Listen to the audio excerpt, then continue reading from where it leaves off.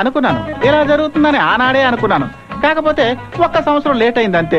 మీ కంట్లో పడకూడదనే కదా కామ్గా వెళ్లి కాకినాడలో సెటిల్ అయి పిఠాపురం వెళ్లి పిల్లలు చూసుకుని అన్నవరంలో పెళ్లి చేసుకున్నాను. అయినా సరే మీరు నన్ను ఇలా ఎత్తుకొచ్చేసారే.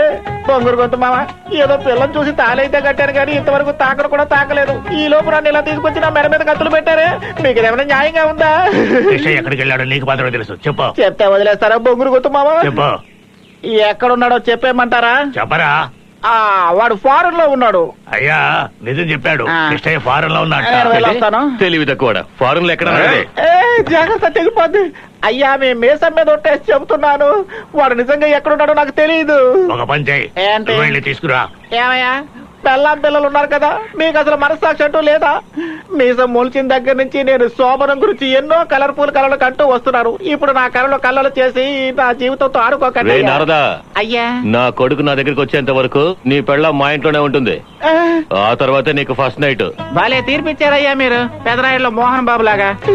బొంగురు గొంతు మామ, మీరు ఈ కత్తులు తీశారంటే నేను వెళ్ళి నా పెళ్ళంతో రెండు మాటలు చెప్పొచ్చేస్తాను. చెప్పేదేదో వాడికి చెప్పు, వాడు వెళ్ళి చెప్పొస్తాను. అంటే వద్దులే మామ. చెప్పు. వద్దు, చెప్తే ప్రాబ్లం అవుతుంది.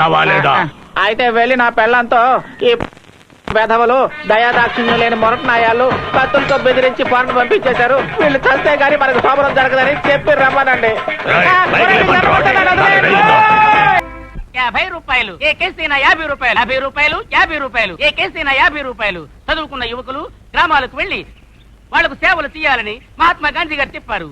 అందుకనే నేను వకీలు చదువు చదివి మీకు సేవ చేయడానికి వచ్చాను. 50 రూపాయలు 50 రూపాయలు 50 రూపాయలు ఏ కేసీనా సరే 50 రూపాయలు.